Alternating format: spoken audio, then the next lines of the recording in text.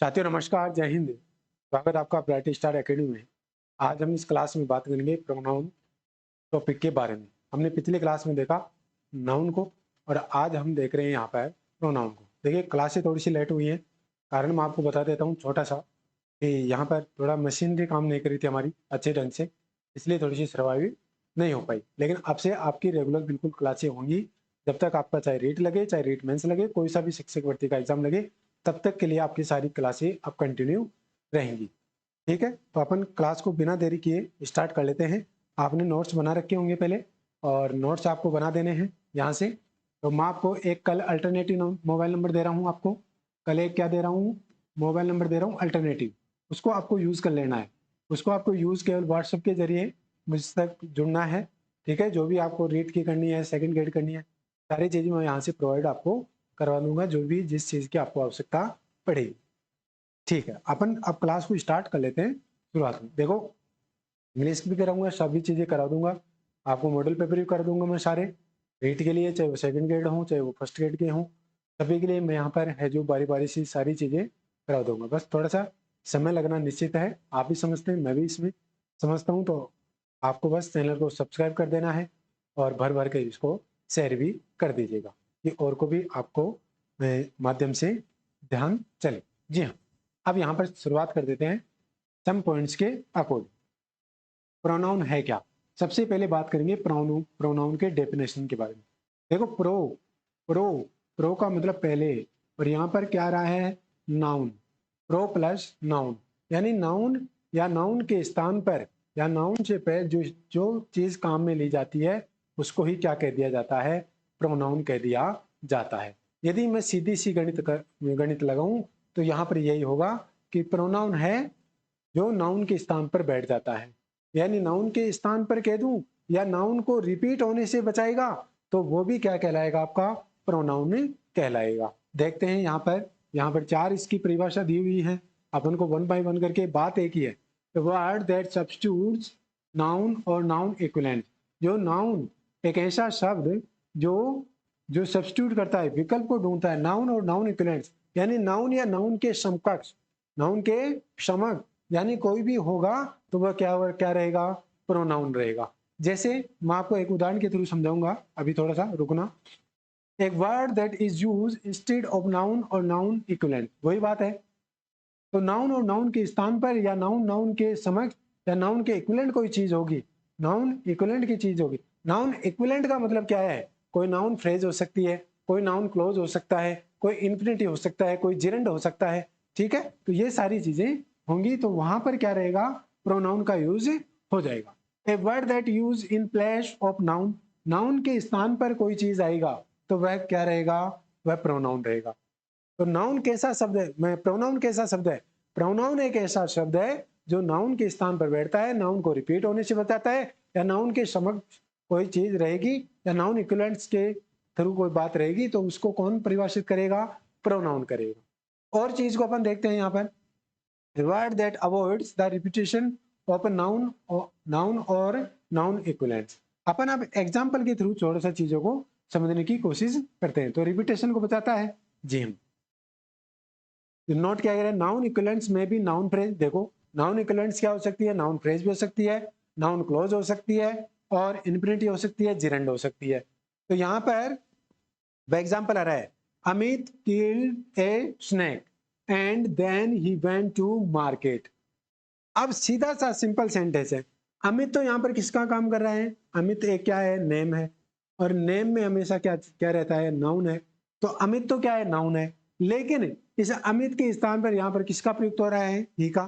तो अमित को रिपीट होने से बचाने के लिए, यानी नाउन को रिपीट होने से बचाने के लिए किसका इस्तेमाल होगा, प्रोनाउन का। तो ये ही किसका काम कर रहा है, प्रोनाउन का काम कर रहा है। और ये किस रूप में है, नॉमिनेटिव केस में है। किस रूप में है, नॉमिनेटिव केस में है। मैं सारी बातें करूंगा आज, यहाँ पर देखना मजा आ जाएगा आपको। अब जैसे मैं यहाँ पर देखिए, I have boat A table, I have boat A table, it is made of rosewood, it is made of rosewood, ये रोजवुड की बनी हुई है। लेकिन टेबल के लिए, टेबल यहाँ पर किसका काम कर रहा है, नाउन का। और इस टेबल के लिए यहाँ पर प्रोनाउन जो प्रयुक्त हुआ है वो क्या है, इट। तो इसे को रिपीट होने से बचाने के लिए नाउन के स्थान पर कोई दूसरा वर्ड आता है तो उसको प्रोनाउन कह दिया जाता है। सीधी सी गणित। तो ये इट अब किसका काम कर रहा है? प्रोनाउन का कर रहा है।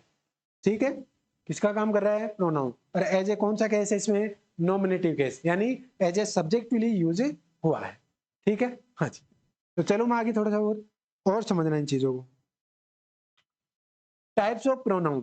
प्रोनाउन के अपन टाइप देख रहे हैं। अब देखो, सबसे पहले अपन पढ़ेंगे पर्सनल प्रोनाउन, फिर इसके बाद में possessive pronoun, compound personal pronoun, reflexive pronoun. अब रिफ्लेक्सिव और एम्पेटिक है जो कंपाउंड पर्सनल प्रोनाउन के ही भाग मान लिए जाते हैं। तो यहाँ पर जो कंपाउंड पर्सनल प्रोनाउन ने बोलकर आप इसको रिफ्लेक्सिव प्रोनाउन बोल सकते हैं, आप इसको एम्पेटिक प्रोनाउन भी बोल सकते हैं। इसके बाद पढ़ेंगे डेमोन्स्ट्रेटिव प्रोनाउन।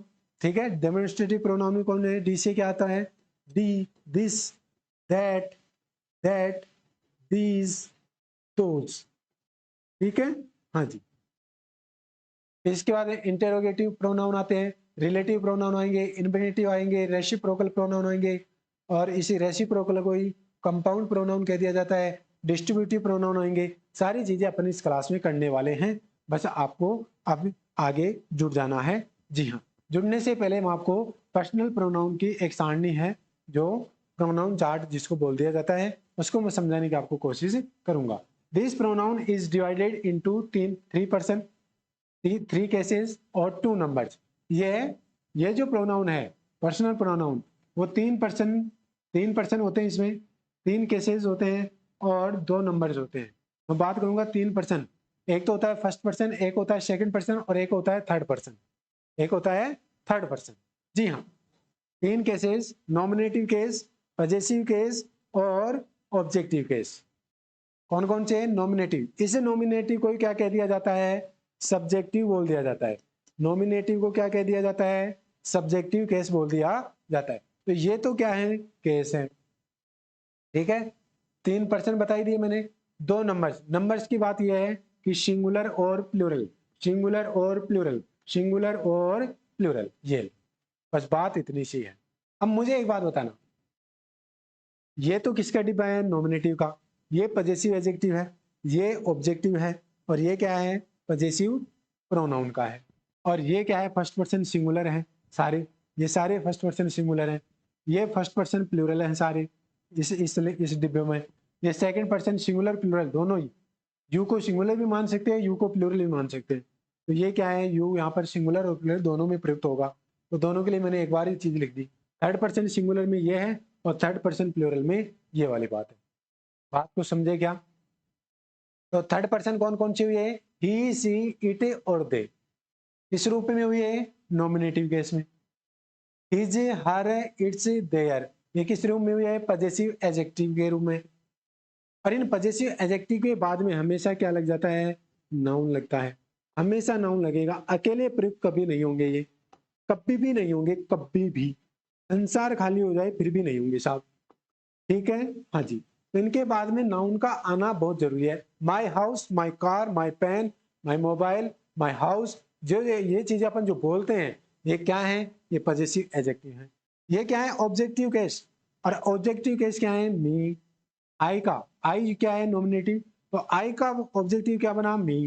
वी का ऑब्जेक्टिव अस, यू का यू, ही का हिम, शी का हर, इट का इट, दे का दे।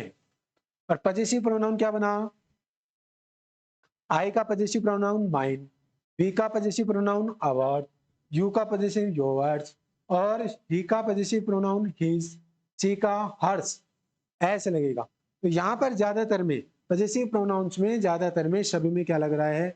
ऐसे लग रहा है। तो समझ जाना ये पजेसिव प्रोनाउन है। और पजेसिव प्रोनाउन अपने साथ में कभी भी नाउन नहीं लाती, ये खुद ही एक नाउन का काम कर देते हैं। ठीक है, हाँ जी। और यहाँ पर क्या रहा है? देयर्स। ठीक है, यहां तक बातें समझ गए अब? जी हाँ। अब सुनना बड़े गौर से। मैं इस बात को ये बोलूं माई कार, माई कार, इसमें आना थोड़ा सा। माई कार बोल दूं, जैसे मैं बोल दूं it is my car, it is my car, it is my car.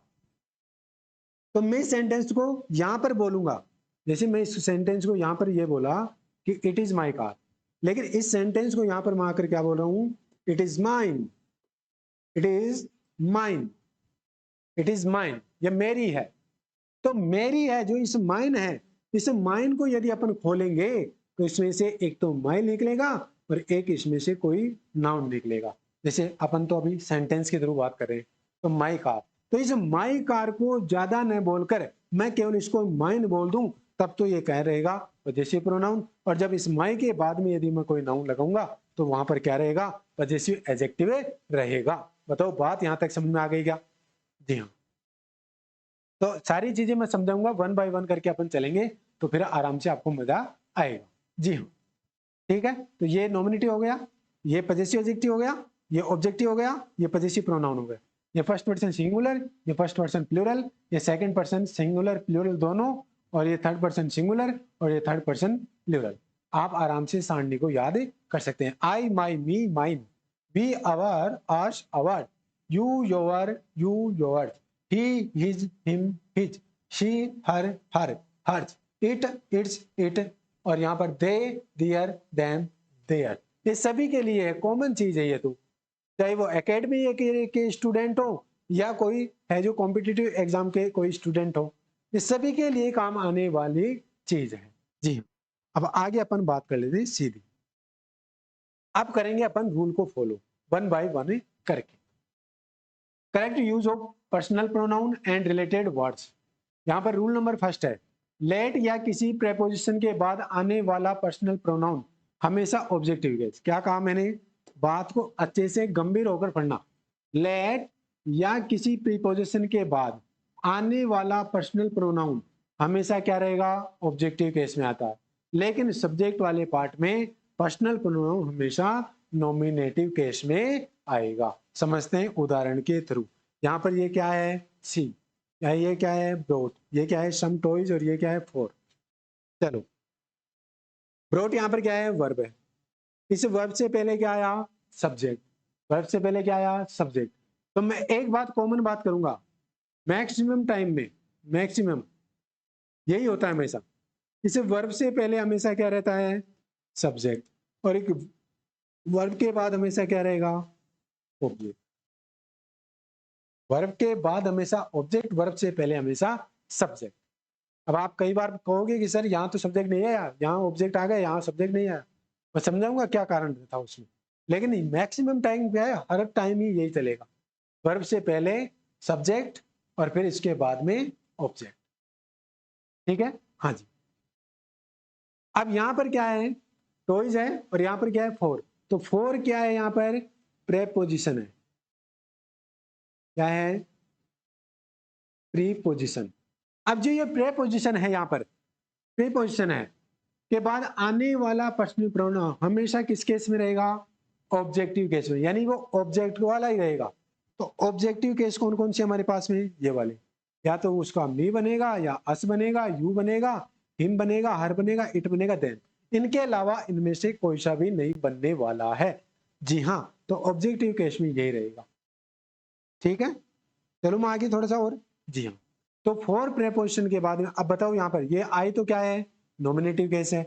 मी यहाँ पर ऑब्जेक्टिव केस है। माइन यहाँ पर पजेसिव प्रोनाउन का है, और माई यहाँ पर पजेसिव एडजेक्टिव है। तो बताओ यहाँ पर क्या आएगा? मुझे तो क्या बनना है? ऑब्जेक्टिव केस वाला। तो मुझे तो मी बनना है यहाँ पर। तो she brought some toys for me, और हमेशा प्रेपोजिशन के बाद हमेशा ऑब्जेक्टिव ही आता है। ये बात अच्छे से याद रखनी है आपको। ठीक है? हाँ।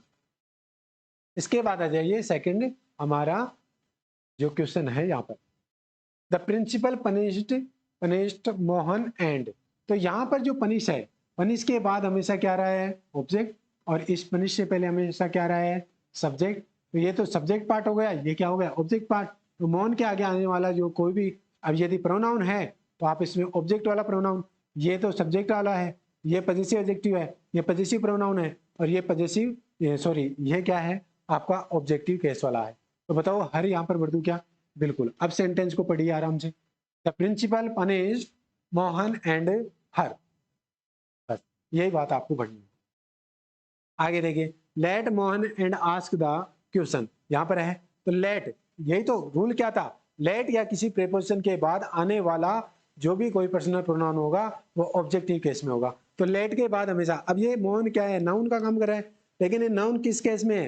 ये ऑब्जेक्टिव केस में काम कर रहा है। अब आगे भी क्या रहेगा यहाँ पर ऑब्जेक्टिव। सर आपने तो अभी कहा था कि इसे वर्ब से पहले सब्जेक्ट और इसे वर्ब के बाद ऑब्जेक्ट, ये तो बैठा ही नहीं। अरे बैठेगा कहाँ से, जब लेट आ रहा है ना, पहले लेट आ रहा है, ये तो वर्ब की फर्स्ट फॉर्म से स्टार्ट होने वाला है। इस प्रकार के सेंटेंस है, इंपेरेटिव वाले सेंटेंस है, उनमें तो सबसे पहले सब्जेक्ट। इंपेरेटिव सेंटेंस में सब्जेक्ट आता ही नहीं है, बताइए कहाँ आता है सब्जेक्ट, आता ही नहीं है। एज ऑब्जेक्ट से चालू होता है वो चीजें, या तो वर्ब की फर्स्ट फॉर्म से होगा या लेट से होगा। तो यहाँ पर लेट मोहन एंड, यहाँ पर क्या आएगा ऑब्जेक्टिव केस में, तो ऑब्जेक्टिव केस इसका क्या रहेगा मी, तो यहाँ पर मी लगा दूं तो बटेगा let Mohan and me ask a question.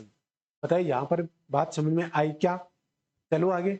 जी हाँ, तो लेट के बाद हमेशा ऑब्जेक्ट, प्रेपोजिशन के बाद हमेशा ऑब्जेक्ट, यदि पर्सनल प्रोनाउन यदि अपन पढ़ रहे हैं। इसी तरह से क्वेश्चन पूछता है वहां पर। रूल नंबर सेकंड आ रहा है, सब्जेक्ट एक तरफ क्या है सब्जेक्ट, एक तरफ क्या हो वर्ब, इसके बाद में नाउन हो, नाउन के बाद में टू बी हो, तो ये पर्सनल प्रोनाउन है वह किस केस में आएगा, ऑब्जेक्टिव केस में। और ये जो ऑब्जेक्टिव केस बनेगा ये किसके अनुसार, नाउन के अनुसार। यानी ये पर्सनल प्रोनाउन जो यहाँ पर आएगा इस नाउन के अनुसार आएगा। बात को समझ में आई क्या। क्या कहा मैंने कि सब्जेक्ट वाले पार्ट, यहाँ पर कोई सब्जेक्ट हो, फिर वर्ब हो, फिर यहाँ पर नाउन हो, फिर टू बी हो, तो ये पर्सनल प्रोनाउन किस केस में आएगा, ऑब्जेक्टिव केस में। लेकिन ऑब्जेक्टिव केस में आएगा, लेकिन ये पर्सनल प्रोनाउन किसके तहत आएगा, इस नाउन के तहत। यदि ये नाउन यहाँ पर मेल है तो पर्सनल प्रोनाउन का भी मेल आएगा, ये फीमेल है तो ये भी पर्सनल प्रोनाउन फीमेल आएगा। अब देखना सेंटेंस के थ्रू काम करते हैं अपन। क्या आया, सब्जेक्ट, मैथ की तरह ट्रिक लगाओ, सब्जेक्ट फॉर्मूला लगा दो वर्ब, फिर इसके बाद में ये क्या आया, नाउन आ गया, नाउन, फिर इसके बाद क्या आया, टू बी आ गया, और टू बी के बाद में ये पर्सनल। अब यहाँ पर जो आएगा वो पर्सनल प्रोनाउन आएगा, और पर्सनल प्रोनाउन किसके अनुसार, ऑब्जेक्टिव केस वाला आएगा। और ऑब्जेक्टिव केस हमारे पास कौन कौन से हैं, मी है, क्या है, मी है, और क्या है, हर है, हिम है, देम है, ये लो, कितने सारे ऑब्जेक्टिव केस है हमारे पास। ठीक है, तो यहां पर अस है, ये लो अस भी लगा देता हूं, अस, इट है, ये लो, मी, हर, हिम, देम, अस, इट। लेकिन इनमें से लगाई कौन सा, दिक्कत तो यही है ना, आएगा तो इनमें से ही ऑब्जेक्टिव केस वाला, लेकिन इसने क्या शर्त रख दी कि नाउन के अनुसार आएगा। नाउन कौन सा, ये वाला, इस वर्ब के बाद वाला, यानी इस टू बी से पहले वाला जो नाउन है, क्या है नाउन, गर्ल। तो गर्ल बताओ क्या है, फीमेल है क्या, अरे है क्या फीमेल, तो फीमेल के अपन को यहाँ पर गर्ल, यहाँ पर नाउन है, तो इसका जो फीमेल का प्रोनाउन बना देंगे, तो प्रोनाउन क्या बनेगा, सी, और सी कब बनता है, सब्जेक्टिव नॉमिनेटिव केस में। अपन को क्या चाहिए, ऑब्जेक्टिव केस, तो सी का ऑब्जेक्टिव केस बनाओ, क्या बनेगा, हर। तो बताओ ऑप्शन में यदि है तो लगा दो ना, क्या दिक्कत है। ये लो, आप पढ़ो सेंटेंस को, I know the girl to be her. बात समझे क्या, आगे समझ में, चलो आगे। जी हाँ, सेकंड सेंटेंस देख लो, समझ में आ जाएगी कहानी पूरी।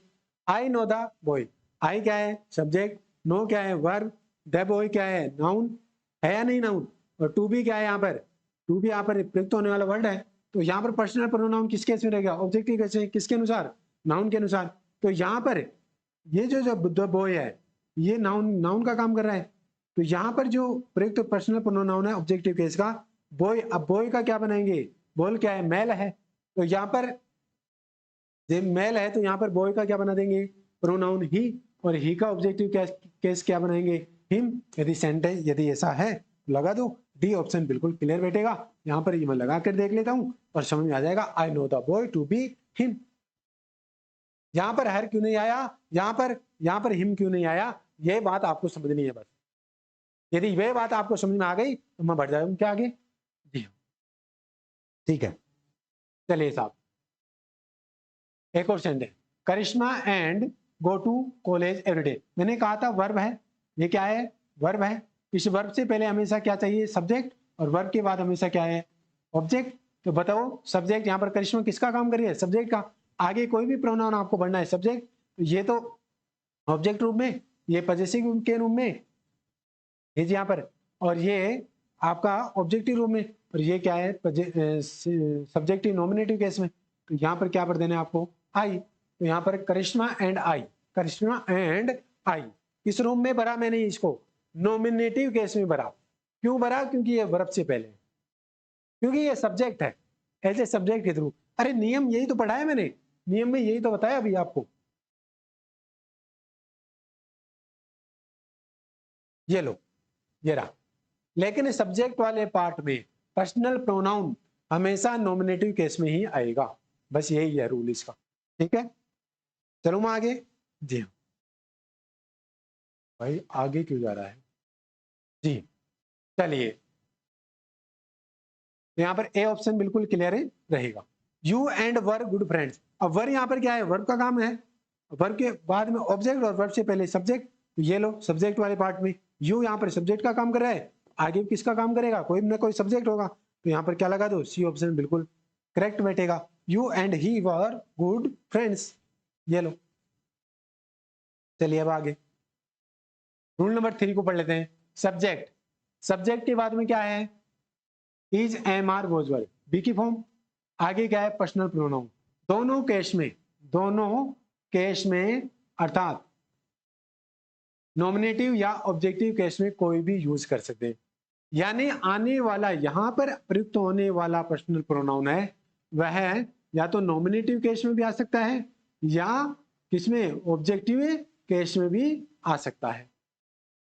फिर दूसरी बात इसने क्या कही, पहली बात तो इसने ये कही थी, दूसरी बात इसने क्या कही कि सब्जेक्ट हो, इज, एम, आर हो या वाजवर हो, दोनों में से कोई सा भी हो, तो पर्सनल प्रोनाउन हमेशा नॉमिनेटिव केस में ही यूज करें जब आगे क्या हो, हु, विच या दैट में से हो कोई, हु या विच या दैट में से कोई ना कोई होगा, बस यही इसकी शर्त है। ये होगा तो इससे पहले वाला जो यहाँ पर पर्सनल प्रोनाउन होगा वो हमेशा किस केस में रहेगा, नॉमिनेटिव केस में रहेगा। चलते हैं एग्जाम्पल के थ्रू समझते हैं। यहाँ पर ये क्या है, इट, ये सब्जेक्ट हो गया, इज क्या है, इनमें से हो गया। अब आगे आने वाला जो पर्सनल प्रोनाउन है वो या तो नॉमिनेटिव केस का भी हो सकता है, क्योंकि आगे ना तो हु है, ना विच है, ना और दैट है। तो इनमें से जब नहीं है तो अपन को क्या माथापूरी लगानी फालतू ही, अपन तो सीधा चलते हैं कार्यक्रम पर और यहाँ पर लगा देते हैं क्या, अपन तो सी को भी मान लेते हैं और अपन तो हर को भी मान लेते हैं, क्योंकि दोनों ही क्या है, एक तो ये तो ऑब्जेक्टिव केस में काम आ रहा है, ये किस में काम आ रहा है, नॉमिनेटिव केस में या सब्जेक्टिव केस में। और यहाँ पर तो मुझे ऑप्शन किस पर जाना है, डी ऑप्शन पर जाना है। इसमें बी भी हो सकता है और सी भी हो सकता है। ठीक है, चलो आगे। तो यहाँ पर इट इज सी भी हो सकता है और इट इज हर भी हो सकता है, दोनों हो सकते हैं। अब यहां पर देखना है, it is who am guilty. तो यहां पर इट इज के बाद में यहां तक सही है personal pronoun, nominative case, nominative case क्यों, क्योंकि यहां पर क्या है, हु, विच या दैट कोई सा भी हो। तो यहां पर दैट होता तो भी आता, हु होता तो भी है, और यहां पर विच होता तो भी। तो यहां पर मुझे बताओ क्या लगाना है, यहां पर मुझे नॉमिनेटिव केस रखना है। यहां पर किसको रखना है, नॉमिनेटिव केस को रखना है। नॉमिनेटिव केस का मतलब क्या है, सब्जेक्टिव केस है। अब बार बार मुझे बोलने की आवश्यकता ना पड़े कि नॉमिनेटिव बोल दिया तो सर आपने नॉमिनेटिव, नॉमिनेटिव क्या है, नॉमिनेटिव सब्जेक्ट वाला पार्ट है। तो यहाँ पर इट इज, यहाँ पर सब्जेक्ट वाला एक ही है, सी ऑप्शन बिल्कुल क्लियर बैठ जाएगा। It is I who am guilty, और जो एम आ रहा है ये किसके लिए आ रहा है, आई के लिए प्रयुक्त हो रहा है। बताओ बात यहाँ तक समझ गए क्या। चलो आगे थोड़ा सा और। जी हाँ, रूल नंबर 3 तक हमने देख ली हैं चीजें। तो देखो पर्सनल प्रोनाउन में कितनी रोचक कहानियां हैं, आप आसानी से इनको समझकर और एग्जाम को क्लियर कर सकते हैं। कितने अच्छे अच्छे रूल दिए हुए हैं। रूल नंबर 4 क्या कह रहा है, यदि किसी सेंटेंस में कंपैरिजन यानी तुलना हो रही हो, यानी उसमें डिग्री का यूज हो रहा हो, तो वहां पर पर्सनल प्रोनाउन हमेशा नॉमिनेटिव केस में रहेगा। यानी पर्सनल प्रोनाउन जो रहेगा वो नॉमिनेटिव केस में ही रहने वाला है।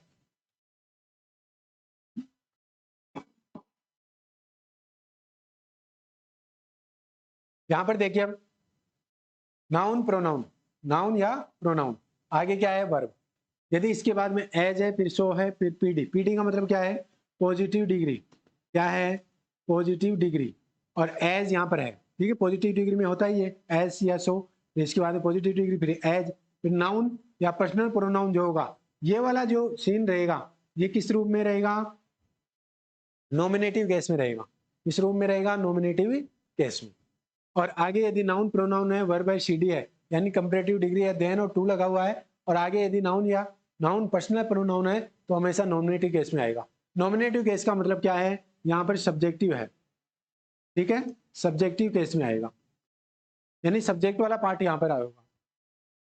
तो सोन है यहाँ पर, तो सोन क्या है बताइए, सोन यहाँ पर क्या है, नाउन है, नाउन है, यहाँ पर क्या है, ये वर्ब है, आगे एज है, पॉजिटिव डिग्री है, फेट है, आगे एज है। अब यहाँ पर जो भरा जाएगा, जो भी कोई नाउन या पर्सनल प्रोनाउन, तो पर्सनल प्रोनाउन में से आपको क्या बनना है, नॉमिनेटिव केस का बनना है। क्यों? क्योंकि यहाँ पर क्या हो रहा है, कंपैरिजन हो रहा है।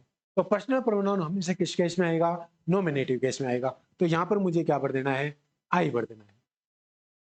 तो ऐसे ही तो होता है, son is as fat as I. और यहाँ पर कुछ लोग हैं जो या तो मी भर के आएंगे या जो भी उनको दिखेगा वही आपको लगा कर आएंगे। तो यहाँ पर एक्चुअली आएगा क्या, आई है। ठीक है, हाँ जी। क्योंकि वो ये देख लेते हैं कि इसके बाद में तो सर ने क्या बताया था, मुझे तो ऑब्जेक्ट बताया था। नियम को पढ़िए, डायरेक्ट ऑब्जेक्ट आएगा तब होगा वो। इसके बाद में वर्ब के बाद में डायरेक्ट ऑब्जेक्ट आता है तब होता है ऑब्जेक्टिव केस वाला। हर किसी में नहीं बैठेगा आप वाला फॉर्मूला। जी हाँ, आगे देखिए रूल नंबर 5, जब नॉमिनेटिव वाले भाग में, नॉमिनेटिव वाले भाग में एक से अधिक पर्सनल प्रोनाउन का प्रयोग करना पड़े तो निम्न क्रम को फॉलो करें। निम्न क्रम को फॉलो करें। किस क्रम को फॉलो करना है भाई, एक से अधिक पर्सनल प्रोनाउन होंगे। गुड सेंस में आपको क्या लगाना है, 2 3 1। 2 का मतलब क्या है, सेकंड पर्सन, सेकंड पर्सन। 3 का मतलब क्या है, थर्ड पर्सन। और इस एक का मतलब क्या है, फर्स्ट पर्सन। अब मुझे बात बताओ, सेकंड पर्सन कौन सा है, यू। थर्ड पर्सन कौन से हैं, ही सी इट और दे। और यहाँ पर फर्स्ट पर्सन कौन से हैं, आई और बी। बात को समझ गए क्या आप? जी हाँ, ठीक है। बैड सेंस में यदि बात की जाएगी तो ये क्या है, फर्स्ट पर्सन, और ये क्या है, सेकंड पर्सन, और ये क्या है आपका थर्ड पर्सन। अच्छे से लिख लेना आप इनको नोट्स में, ठीक है, हाँ जी। और देखिए अब, तो गुड सेंस में तो क्या रहेगा, 2 3 1, 2 3 1 गुड सेंस में रहेगा। और बैड सेंस में रहेगा तो क्या रहेगा, 1 2 3। ठीक है, हाँ। अब बात कर लेते हैं यहाँ पर, आई क्या है बताओ, फर्स्ट पर्सन 1, यू क्या है सेकंड पर्सन, ही क्या है थर्ड पर्सन। तो बताओ 1 2 3 का प्रयोग किस सेंस में हुआ है, बैड सेंस में। पढ़ते हैं सेंटेंस में, सेंटेंस में पता चलेगा कि बैड सेंस है या गुड सेंस है। Are responsible for this loss, loss हुआ, घाटा लगा, तो ये क्या है, बैड सेंस ही है भाई साहब। बैड सेंस ही है नहीं, तो बैड सेंस के लिए 1 2 3, तो सेंटेंस बिल्कुल सही है। You he I go there, तो यू क्या है सेकंड, ही यहाँ पर थर्ड, और आई क्या है फर्स्ट, तो गो देयर, तो जाना कोई गंदी बात नहीं है, आ जा सकते हैं कहीं पर भी, तो अच्छी बात है, गुड सेंस में बात हो रही है। तो 2 3 1 हो रहेगा, ये भी सेंटेंस बिल्कुल आपका सही है। आई क्या है फर्स्ट पर्सन, यू क्या है सेकंड पर्सन, और ये क्या है 1 2 3, 1 2 3 आर क्रिमिनल। अब बताओ क्रिमिनल्स होना बैड सेंस है या गुड सेंस है, बैड सेंस। तो बैड सेंस के लिए प्रयुक्त होने वाला वर्ड क्या है, 1 2 3 फर्स्ट पर्सन सेकंड पर्सन। तो ये सेंटेंस भी बिल्कुल क्या है, करेक्ट है। और देखिएगा, you he I R good friends. अब बताओ गुड फ्रेंड्स होना क्या है, गुड सेंस वाली बात है। तो 1 2 3 1 का रेशो रहेगा, तो यू सेकंड, ही थर्ड, और आई फर्स्ट, तो 2 3 1 रहेगा, तो गुड फ्रेंड। तो ये सेंटेंस बिल्कुल क्या है, करेक्ट है। तो इस तरह से यदि आप करते हैं चीजों को तो आसानी से सही हो जाएंगे। अब इस सेंटेंस को करिए, तब मैं आपको मानूं कि हाँ आपने अच्छा किया है। चलिए करिए, थोड़ा सा समय देता हूं मैं, पॉज कर लीजिए फिर आंसर दीजिए ईमानदारी से। जी हाँ, choose the incorrect sentence. Incorrect sentence हाथ में आपको, ये क्या है, first person 1 2 3, spoiled the party last night. तो स्पॉइल्ड यानी पार्टी को खराब कर दिया, बैड सेंस की बात है। तो बिल्कुल ये क्या है, करेक्ट सेंटेंस है, बिल्कुल करेक्ट है। जी हाँ, यू सेकंड पर्सन है, third 1 2 3 1, go for a walk daily, घूमना अच्छी बात है, गुड सेंस की बात है। तो गुड सेंस की बात है तो ये सेंटेंस भी करेक्ट है। I first person 1 2 3, you second person, he third person, are responsible for this loss, ये तो हमने पढ़ ही लिया, ये तो बिल्कुल करेक्ट है। सी थर्ड 1 और 2 आर गुड फ्रेंड्स, तो ये जो गुड फ्रेंड्स हैं तो ये तो क्या रहेगा, गुड सेंस में रहेगा। तो गुड सेंस में रहेगा तो क्या रहेगा, 2 3 1 रहेगा। और इसमें तो कुछ मात्रा ही अलग है।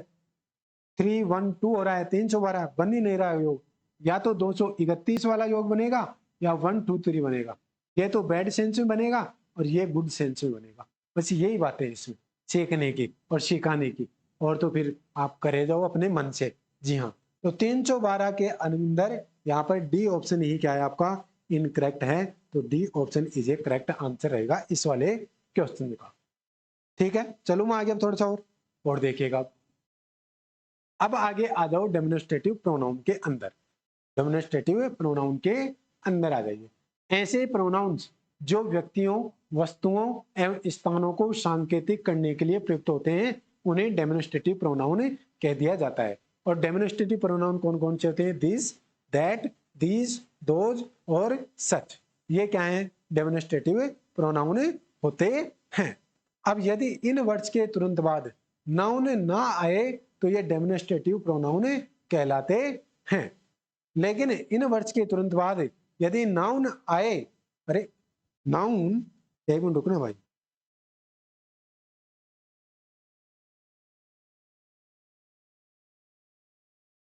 नाउन आए तो डेमोन्स्ट्रेटिव एडजेक्टिव, एक मिनट रुकना भाई, एडजेक्टिव होगा यहाँ पे। ठीक है,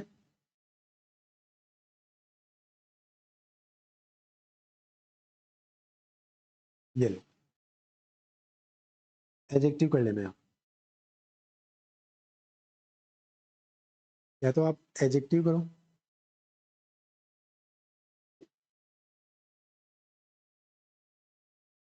ये पूरा ही मिटेगा।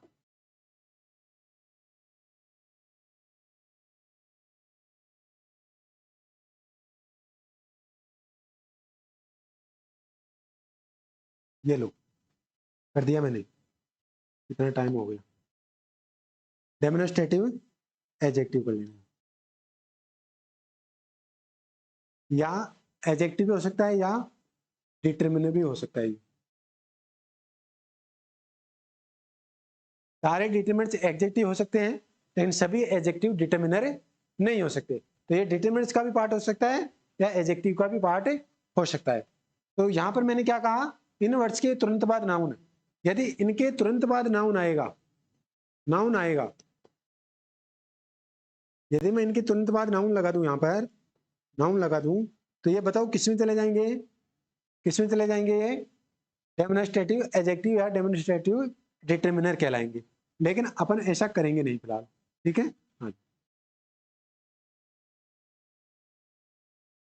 और यदि इनके साथ में आगे यदि नाउन नहीं आता है, नाउन नहीं आता है, तो यहाँ पर ये डेमोन्स्ट्रेटिव प्रोनाउन कहलाएंगे। सुना बड़े बड़े गौर से। अब यहाँ पर यह आ रहा है, एग्जाम्पल है आपके सामने, this is my house and that house is hers, that house is hers. तो ये दिस क्या है? यहाँ पर दिस क्या है? ये दिस है डेमोन्स्ट्रेटिव प्रोनाउन। क्या है? डेमोन्स्ट्रेटिव प्रोनाउन है ये। क्यों है? क्योंकि यहाँ पर इसके आगे नाउन नहीं आया। इसके बाद में नाउन नहीं आएगा तो डेमोन्स्ट्रेटिव प्रोनाउन होगा। यदि नाउन इसके बिल्कुल सट कर आता है, जैसे यहाँ पर आया, दैट के बाद में ये क्या है? नाउन है कि नहीं? अरे है ना नाउन, तो नाउन है तो ये क्या क्या हो गया? डेमोन्स्ट्रेटिव एडजेक्टिव हो गया। ये दैट क्या हो गया अभी? डेमोन्स्ट्रेटिव एडजेक्टिव हो गया। लो ऐसे पढ़ो अब चीजों को, डेमोन्स्ट्रेटिव एडजेक्टिव। बात को समझ गए? दिस बुक, दीज बुक्स है। अब दीज बुक्स है तो यहाँ पर ये क्या है? बुक्स यहाँ पर किसका काम कर रहा है? नाउन का। तो नाउन आ गया तो ये क्या हो गया? डेमोन्स्ट्रेटिव एडजेक्टिव या डिटरमिनर। और दोज आर माई बुक्स, तो दोज आर ये क्या है? अब डेमोन्स्ट्रेटिव प्रोनाउन है, डेमोन्स्ट्रेटिव है प्रोनाउन है। क्यों है प्रोनाउन? क्योंकि इसके बाद में नाउन नहीं आया। यदि इसके सटकर नाउन आएगा, दीज के सटकर कोई नाउन आएगा, बिल्कुल पास में नाउन आएगा, तो ये डेमोन्स्ट्रेटिव एडजेक्टिव कहलाएगा। ठीक है, और ये क्या कहलाएगा? This house. अब दिस हाउस यहाँ पर क्या है बताइए? डेमोन्स्ट्रेटिव एडजेक्टिव है। और ये जो यहाँ पर where was live mister Khan, और सच थिंग्स, अब सच थिंग्स यहाँ पर है, थिंग्स आ रही है, तो ये भी क्या रहेगा? डेमोन्स्ट्रेटिव एडजेक्टिव रहेगा। बात को समझ गए? जी हाँ।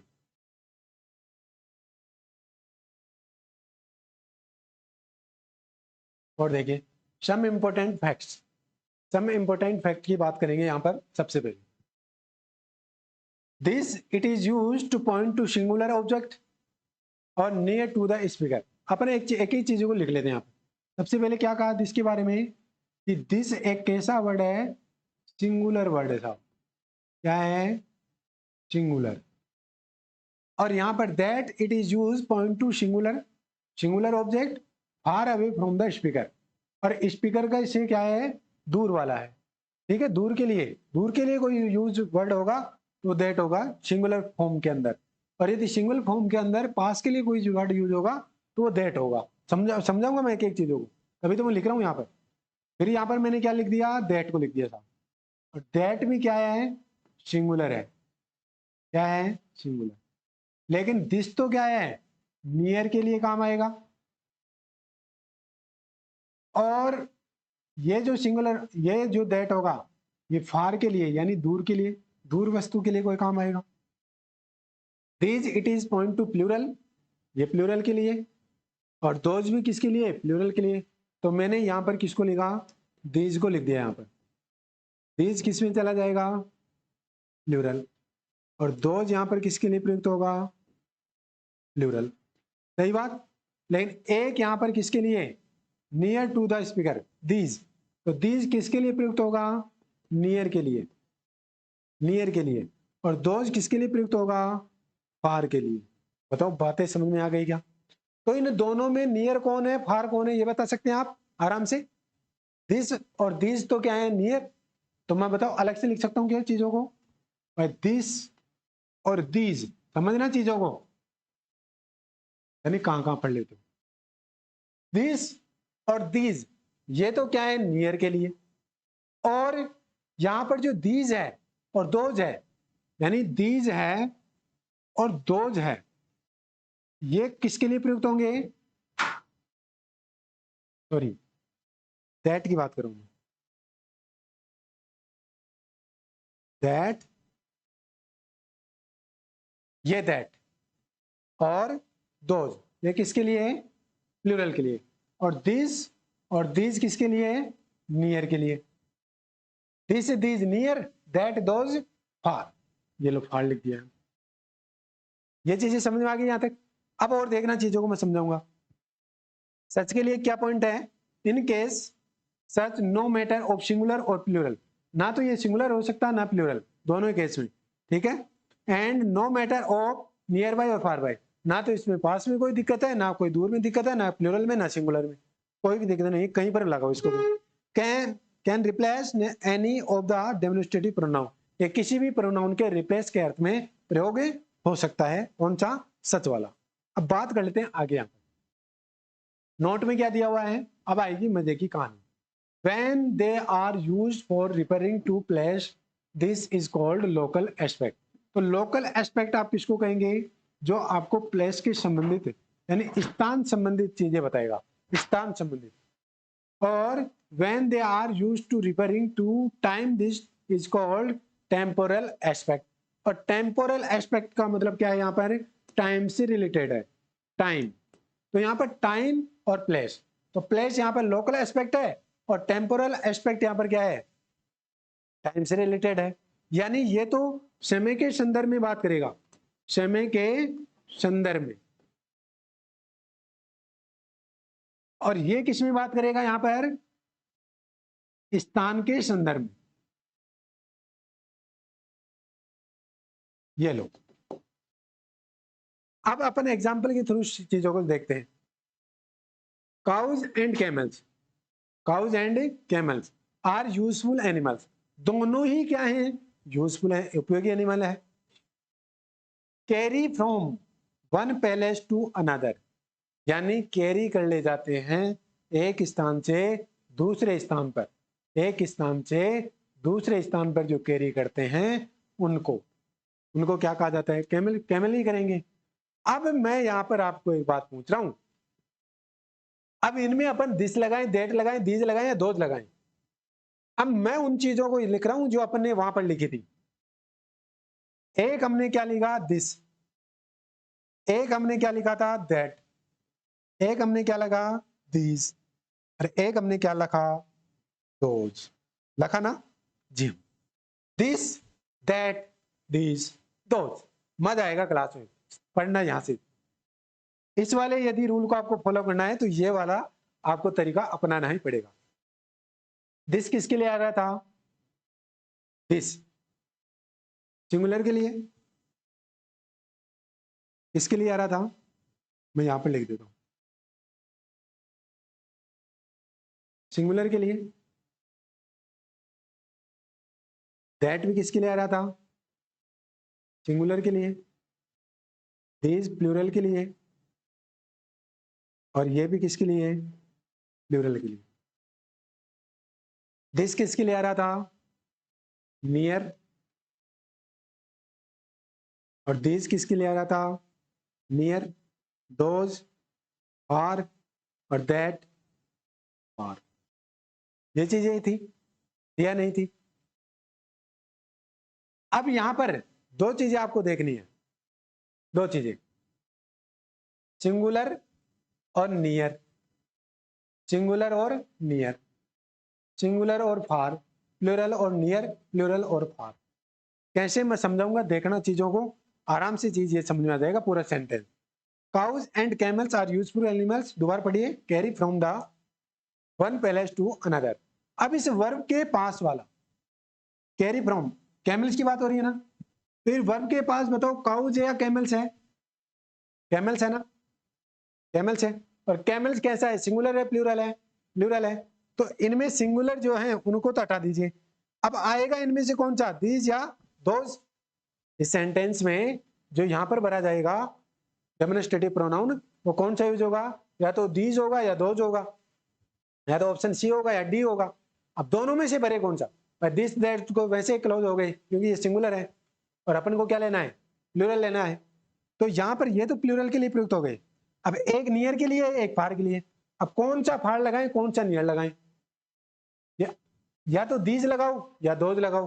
अब यहां पर क्या भरूंगा मैं, वो सुनना, मैं भरूंगा दीज। क्या भरूंगा, दीज, यानी सी ऑप्शन पर मैं जाऊंगा। क्यों जाऊंगा सी ऑप्शन पर, क्योंकि इस वर्ब के बिल्कुल पास वाला, यानी दूरी, दूरी यानी near to the speaker, near to the speaker, यहां से पास वाला कौन सा है, कैमल्स है, और यहां से दूर वाला कौन है, cause.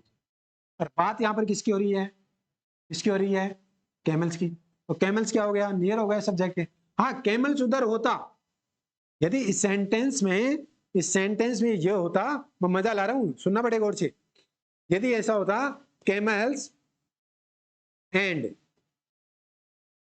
Cause, camels and cows, और पूरा सेंटेंस ऐसे कैसे रहता, are useful animals carry from the. अब बताओ यहां से इस वर्ब के पास से, यहां पर देखो, कैमल्स दूर है या काउज दूर है, दूर कौन सा है, कैमल्स। और बात इस सेंटेंस में किसकी हो रही है, कैमल्स की। तो ये स्पीकर से क्या है, फार फ्रॉम द स्पीकर, यानी स्पीकर से दूर है। तो यहां पर यदि ऐसा होता तो मैं कैमल्स के अकॉर्डिंग यहां पर क्या लगाता, दोज लगाता इस सेंटेंस के लिए। बात को समझ में आ गई, आ गया अच्छे से। भाई मैं ये कह रहा हूं कि नियर टू द स्पीकर होगा तो यहां पर रहेगा कौन सा, दिस, या सिंगुलर होगा तो दिस। और फार फ्रॉम द स्पीकर होगा तो यहां पर या तो दोज या फिर दैट। समझना आपको, हमेशा कैमल्स यही नहीं है, कैमल्स उधर भी जा सकता है। अब सुनना एक सेंटेंस की तरह और मैं समझा देता हूं आपको। Walking and reading are good habits, walking and reading are good habits, makes our body strong. अब मैक्स को देखते ही आपको समझ में आ गया होगा कि यार सिंगुलर है, क्या है, सिंगुलर है। और सिंगुलर के लिए अपन को क्या लेना है, नाउन प्रोनाउन सिंगुलर, क्योंकि जिसकी वर्ब सिंगुलर है उसका नाउन प्रोनाउन भी सिंगुलर होगा, बिल्कुल। तो यहां पर जो सिंगुलर है वो कौन सा है, या तो दिस है या दैट है। अब मुझे एक बात बताओ कि इस वर्ब के पास में और दूर कौन खड़ा है, पास में तो रीडिंग है और दूर कौन है, वॉकिंग। और सेंटेंस में आगे किसकी बात की जा रही है, वॉकिंग की। क्यों, क्यों मैक्स और बॉडी स्ट्रॉन्ग, तो बॉडी को स्ट्रॉन्ग कौन बनाएगा, वॉकिंग ही तो बनाएगा, रीडिंग तो बनाएगा नहीं। तो वॉकिंग दूर है सब्जेक्ट के, दूर है ना, सिंगुलर है। तो सिंगुलर के लिए यहां पर दूर के लिए, दूर के लिए मैंने क्या प्रयुक्त किया है, दैट। तो यहाँ पर बी ऑप्शन बिल्कुल करेक्ट बैठेगा। ये लो, दैट, फार और सिंगुलर। समझ में आ गई चीज अब? जी हाँ, वही बात इसमें भी लगती है। यदि वॉकिंग इधर होता, वॉकिंग इधर होता, जैसे मैं यहां पर रीडिंग लगा दूं, मैं यहां पर क्या लगा दूं, रीडिंग लगा दूं, और यहां पर मैं क्या लगा दूं, वॉकिंग। अब नियर टू द स्पीकर हो गया वॉकिंग, और जब नियर टू द स्पीकर हो गया तो यहां पर क्या हो गया, दिस हो गया यूज।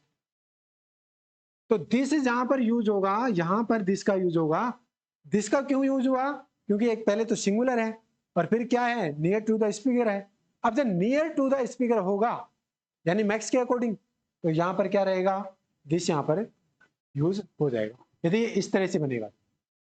और वॉकिंग रीडिंग है, वॉकिंग तो ये तो फार है, बिल्कुल सब्जेक्ट बिल्कुल यहाँ से वर्ब से दूर है। भाई इधर से आप आकर देखो चीजों को, इधर से आप, ठीक है। हाँ जी, आप एक घर में खड़े हैं, सामने किसी चीज को देख रहे हैं, वो आपसे दूर है, और एक आपके घर के बिल्कुल नजदीक है।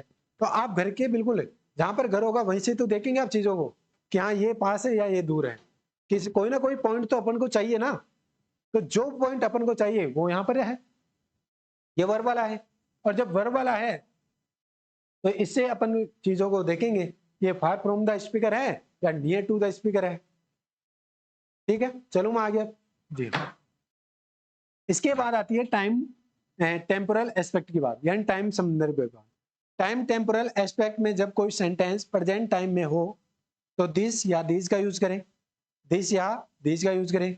और पास्ट टाइम में हो तो दैट और दोज का। अब एक और मजा लाता हूं आपको लिए।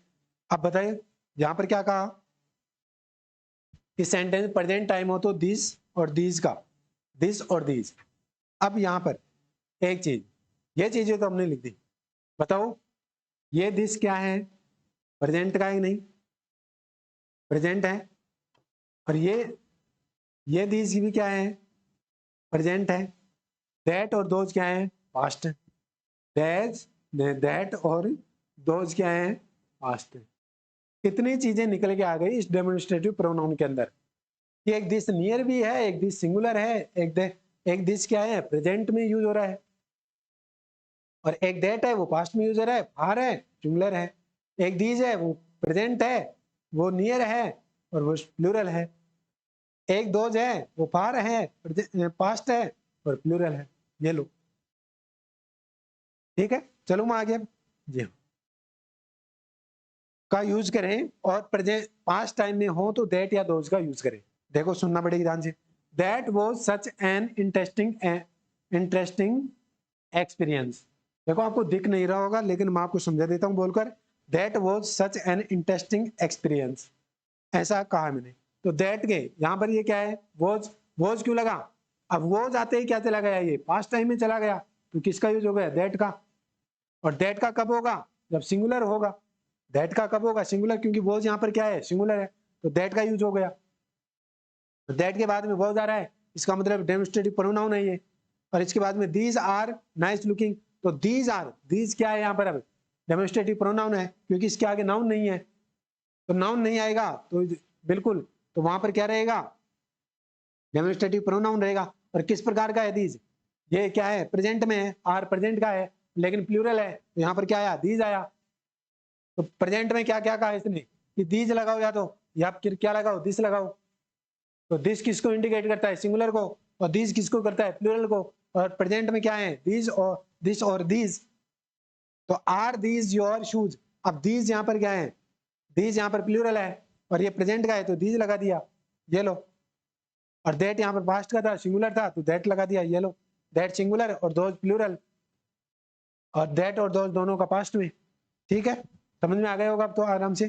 तो लोकल एस्पेक्ट और टेम्पोरल एस्पेक्ट, इन दोनों में एक खास बात है, एक स्थान से संबंधित बात करता है जिसका नाम है लोकल एस्पेक्ट, और एक समय के अकॉर्डिंग बात करता है, उसका टेम्पोरल एस्पेक्ट माना जाता है। ठीक है, आराम से कर लेंगे इन चीजों को, नॉर्मल चीजें। नोट में दिया हुआ है डेमोन्स्ट्रेटिव प्रोनाउन में दैट और दोज का प्रयोग कंपैरिजन सेंटेंस में नाउन को रिपीट होने से बचाता है। बिल्कुल बचाता है साहब, अभी देखना। The climate of Jaipur is cooler then climate of Jodhpur. अब मैं इस बात को ऐसे न लिखकर यदि मैं इस बात को ऐसे न लिखकर इस बात को मैं ऐसे लिख दूं, the climate of Jaipur is cooler than that of Jodhpur, यानी जो क्लाइमेट बार बार जो क्लाइमेट नाउन वर्ड काम में आ रहा है उसको मैं रिपीट होने से बता रहा हूं, तो समझ लो वही मेरा क्या है, प्रोनाउन है। तो प्रोनाउन का काम क्या था कि ये नाउन को रिपीट होने से बता रहा था। अब यहाँ पर डेमोन्स्ट्रेटिव प्रोनाउन में क्या है, दैट किसको रिपीट होने से बता रहा है, इस क्लाइमेट को रिपीट होने से बताया गया। अब यहाँ पर सेंटेंस, यहाँ पर शुद्ध सेंटेंस क्या है, the climate of Jaipur is cooler than that of Jodhpur. मैं इस बात को ऐसे नहीं लिखकर ऐसे लिखूं, my shoes are costlier than those of your, मैं इसको ऐसे लिखता, my shoes are costlier than those your shoes. तो योर शूज न लिखकर वो शूज जो बार बार आ रहा था शूज, तो उसको मैंने क्या कर दिया, रिपीट होने से बचा दिया, जब कंपैरिजन के तौर पर अपन को इसमें काम में लेंगे। तो बताइए सेकंड सेंटेंस भी यहाँ पर आपका क्लियर होता है। कल अपन पढ़ेंगे कोई दूसरा प्रोनाउन, ठीक है, देख लेंगे रिफ्लेक्सिव या कोई सा भी प्रोनाउन जो भी होगा। तो आज क्लास आपको जानदार शानदार लगी होगी। मैं आपको सभी से एक ही बात कहूंगा कि चैनल को लाइक करें, सब्सक्राइब करें और इसको शेयर कर दें, भर भर कर अपने व्हाट्सएप ग्रुप में शेयर करें, जिससे कि और सभी हमारे स्टूडेंट जो साथी हैं उनको भी पता चले और ये क्लास बिल्कुल अब कंटिन्यू रहेगी हमकी, और सभी चीज़ें आपको 1 बाय 1 करके एग्जाम तक आपको प्रोवाइड करवा दी जाएंगी। तो आज के लिए इतना, मिलते हैं कल। जय हिंद, जय भारत।